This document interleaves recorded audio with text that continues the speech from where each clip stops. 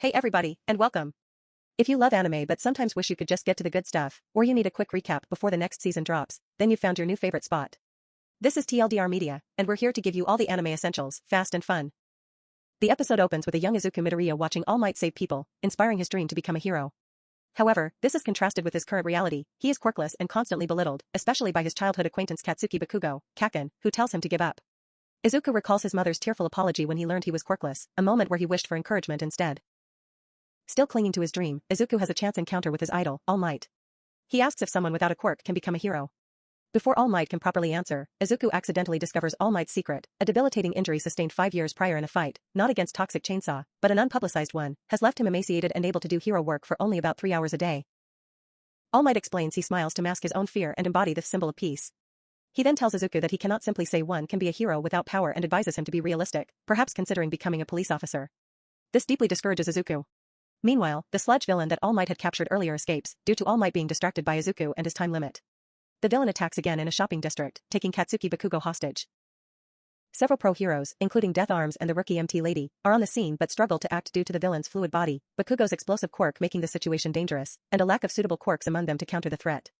All Might is also present but has reached his limit and feels pathetic for his earlier mistake and current helplessness. Izuku, crushed by All Might's words, arrives at the scene. Seeing Bakugo suffocating and realizing it's partly his fault the villain escaped, as he inadvertently caused All Might to drop the villain, he is overcome with guilt. Despite knowing he's quirkless and being terrified, Izuku impulsively rushes towards the villain.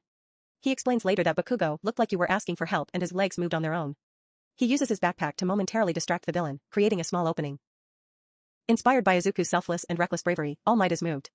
Declaring that pros are always risking their lives and berating himself for not practicing what he preaches, he pushes beyond his limit.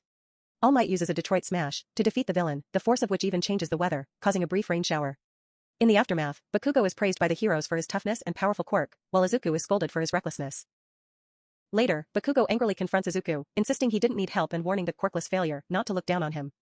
As Izuku walks home, dejected but somewhat resolved to accept a realistic future, All Might appears again. He thanks Izuku, admitting that if Izuku hadn't acted, he would have remained a guy in a bodysuit who was all talk.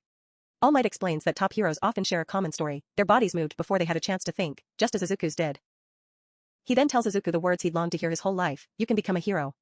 The episode concludes with an older Izuku narrating that this is the story of how he became the greatest hero. In a final scene, All Might tells Izuku that he is worthy to inherit his power, his quirk, one for all, though he cautions that Izuku's body isn't ready for it yet. The next episode is previewed as Roaring Muscles. Don't forget to like and subscribe if you enjoyed this video. Comment below if you have any questions.